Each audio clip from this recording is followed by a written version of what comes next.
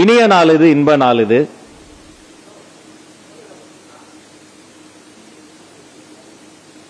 ஊடக நண்பர்களுக்கு மிக முக்கியமான செய்திகளை சொல்லக்கூடிய நாள் இது. எல்லாம் மாறிவிட்டது, காலம் மாறிவிட்டது. முன்பு நிலாவை காட்டி சோறு ஊட்டி கொண்டிருந்தோம், அது அந்த காலம். இன்று நிலாவிற்கே சந்திராயனை ஊட்டிவிட்டார்கள் நமது அறிவியல் தமிழர்கள். இது புதிய காலம், காலம் மாறிவிட்டது. சிந்தித்து பாருங்க, நம்ம காலத்துல வாசல்ல தள்ளு வண்டியில பொருட்களை வைத்து தள்ளிட்டு வந்து விற்பனை செய்வாங்க, நம்ம போய் வாங்குவோம். இன்னைக்கு நீங்க ஒரு ஷாப்பிங் மால் போனீங்கன்னா நீங்க விருப்பப்பட்டதை எடுத்துக்கலாம், அந்த தள்ளு வண்டியை ட்ராலி நம்ம கையில கொடுத்துட்டாங்க, நாம தள்ளிக்கிட்டே போய் வேணுங்கிறத we can pick. எல்லாம் மாறி இருக்கிறது. உணவு பழக்க வழக்கம் மாறிவிட்டது, நடை உடை பாவனை மாறிவிட்டது, மக்களினுடைய அன்றாடம் மாறிவிட்டது. இந்த நொடி முதல் தமிழ்நாடு என்ற மாநிலத்தினுடைய கல்வியும் மாறுகிறது, மக்களை நோக்கி நகர்கிறது, மாணவர்களை நோக்கி நகர்கிறது என்பதை மிகுந்த வாஞ்சையோடு சொல்லிக் கொள்கிறேன். அப்ப என்ன மாறுது? இனிமேல் தமிழ்நாட்டினுடைய கல்வி என்பது அரசு பள்ளிகளில் குழந்தை மைய கல்வியாக மாறுகிறது. குழந்தைகளை மையப்படுத்திய கல்வி, குழந்தைகளுக்கான கல்வி, குழந்தைகளை சேர்த்து அனைத்து குழந்தைகளையும் ஈர்க்கக்கூடிய கல்வி, அனைவருக்குமான கல்வி, ஆரோக்கியமான கல்வியாக இது மாறுகிறது. இனிமேல் இது குழந்தை மைய கல்வி. இப்ப நான்லாம் பள்ளிக்கூடத்தில் படிக்கிற பொழுது எனக்கும் கணித வகுப்புக்கும் ஒரு பெரிய போரே நடக்கும். உங்க எல்லாருக்கும் தெரியும், சின்ன வயசுல இருந்தே நான் ஒரு மெல்ல கற்கும் குழந்தை, தன் வேகத்தில் கற்கும் குழந்தை, learning on is own pace. அப்ப நிறைய கேள்வி கேட்பேன். 1+1 is equal to 2 அப்படின்னா ஏன் அப்படிமே அடிதான் விழும். ஏன்னா நாங்க படிச்ச காலகட்டத்தில் சிறை கைதிகளை விட அதிகமா அடி வாங்கினவன் நான். எல்லாத்துக்கும் அடிப்பாங்க, வீட்டுல போர் அடிச்சா கூட என்னை கூப்பிட்டு கொண்டாரு அடிச்சுட்டு விட்டுருவாங்க. அப்ப எனக்கு பதிலே கிடைக்கல. அப்ப கணிதத்தை புரிந்து கொள்வதற்கு எனக்கு மிகுந்த சிரமமாக இருந்தது. ஆனா அதையெல்லாம் கருத்தில் கொண்டு நம்முடைய கமிட்டியில இரவு பகலாக வேலை பார்த்து நம்முடைய கல்வியாளர் இதை எப்படி மாத்திருக்கோம்னா, இனி கதைகளின் வழியே கணிதம். ஒவ்வொரு கணித வகுப்பும் ஒரு கதை சொல்லல் முறையில் நடக்க போகிறது. கதைகளின் வழியே கணிதம் கற்றுக் கொடுக்கப்பட இருக்கிறது. இதுதான் குழந்தை மைய கல்வி.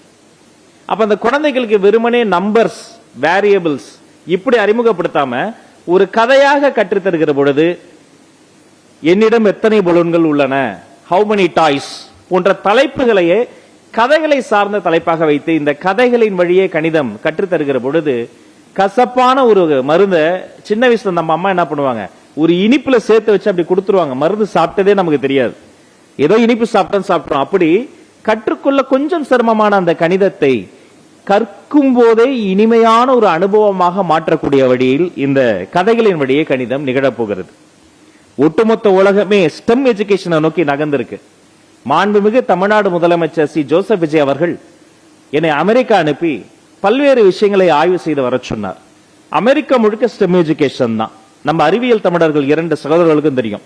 ஸ்டெம் எஜுகேஷன் என்பது சயின்ஸ், டெக்னாலஜி, இன்ஜினியரிங், மேத்தமெட்டிக்ஸ். இது ஒரு கொலாபரேட்டிவான ஒரு கரிக்குலம். இந்த ஸ்டெம் எஜுகேஷன் நோக்கி நகர்ந்திருக்கிறாங்க. நாம தமிழ்நாட்டில் இன்னும் ஒரு படி மேலே போய் இந்த ஸ்டெம் எஜுகேஷன்ல இருந்து ஸ்டீம் எஜுகேஷன் என்ற அப்ரோச் நோக்கி நகர்றோம். இது என்ன ஸ்டீம் எஜுகேஷன்? STEAM, அதாவது சயின்ஸ், டெக்னாலஜி, இன்ஜினியரிங்கோடு ஆர்ட்ஸ், கலையையும் சேர்த்து மேத்தமெட்டிக்ஸும் சேர்க்கிறோம். அப்ப இனி விஞ்ஞான வகுப்புகள், நம்முடைய பள்ளிக்கூடங்களில் விஞ்ஞான வகுப்புகள் கலையையும் சேர்த்த விஞ்ஞான வகுப்பாக இருக்கும் என்பதை மகிழ்ச்சியோடு கொள்கிறேன். அந்த ஆர்ட்ஸ் உள்ள ஹியூமனிட்டி சொல்லி தரும். அப்ப இந்த கணித வகுப்பு மட்டுமல்ல, அறிவியல் வகுப்பு மட்டுமல்ல, மிக முக்கியமாக இந்த பாடத்திட்டம் குழந்தைகளுக்கு என்ன சொல்ல போகிறது? பெற்றோரை மதிக்கும் கல்வி திட்டமாக இருக்க போகிறது. பேரண்ட்ஸை ரெஸ்பெக்ட் பண்றது எப்படி? பெற்ற பிள்ளை நன்றாக வளர வேண்டும் என்பது ஒவ்வொரு தாய் தந்தையினுடைய எண்ணமாக இருக்கிறது. அவங்களுக்கு வெளிப்படுத்த தெரியாது. கொஞ்சம் கடுமையா நடந்துக்குவாங்க, கொஞ்சம் கோபப்பட்டுருவாங்க, ஒரு சுடுசொல் சொல்லிடுவாங்க. அது அந்த குழந்தையை காயப்படுத்திடும். அப்ப குழந்தைகள் திரும்ப திரும்ப இந்த தாய் தந்தையரை வில்லனைஸ் பண்ணாம அதற்கு பதிலாக பெற்றோரை மதிக்கக்கூடிய ஒரு கல்வி முறையாக இது இருக்க போகிறது. சில விஷயங்களை நம்ம குறைக்க போறோம். என்ன குறைக்க போறோம்? முதல்ல இந்த புத்தக பை சுமையை குறைக்க போறோம். கைத்தட்டி அவர் பாதிக்கப்பட்டிருக்கிறார் இத்தனை வருஷமா, பெரிய கல்வியாளர். நல்ல கைத்தல, எல்லாருமே கைத்தட்டலாம். இனிமே புத்தக பை சுமை குறைய போகிறது. எவ்வளவு எவ்வளவு புத்தக பையினுடைய சுமை குறைகிறதோ அவ்வளவுக்கு அவ்வளவு அந்த குழந்தையினுடைய மனசுமை குறையும். கரெக்டாங்கய்யா? நிலாக்கு போன நீல் ஆம்ஸ்ட்ராங் கூட கம்மியா தான் எடுத்துட்டு போயிருப்பாரு. எங்க பள்ளிக்கூடம் வர பிள்ளைங்க அந்த புக்கு இந்த புக்குன்னு தூக்கி அதை சுமக்க முடியாம சுமந்து கஷ்டப்பட்ட காலம் மலையேறி விட்டது. இனி புத்தக பை சுமை குறைக்கப்படுகிறது. சரி, அதை குறைச்சிட்டோம். ஒன்னு அதிகப்படுத்த போறோம். எதை அதிகப்படுத்த போறோம்? நம்முடைய டெக்ஸ்ட் புக்ல அது வெறும் டெக்ஸ்ட் புக். டெக்ஸ்ட் புக்னா தமிழ்ல என்ன சொல்லுவோம்?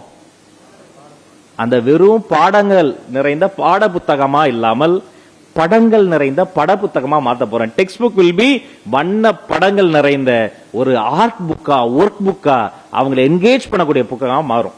இனி எழுத்துகள் குறைந்து வண்ண படங்கள் அதிகமாக போகுது. இந்த வண்ண படங்கள் என்ன பண்ணும்? அந்த குழந்தையோடு பேசும், அந்த வண்ணத்தை தொட்டு பார்க்கும். அதுல ஒரு பார் கோட் இருக்கும், ஒரு QR கோடு இருக்கும். வீட்டுக்கு போய் அப்பாவுடைய போன்லயும் அம்மாவுடைய போன்லயும் இந்த QR கோடை ஸ்கேன் பண்ணி பார்த்தா அது காணொலியா வரும், கேட்பொலியா வரும்.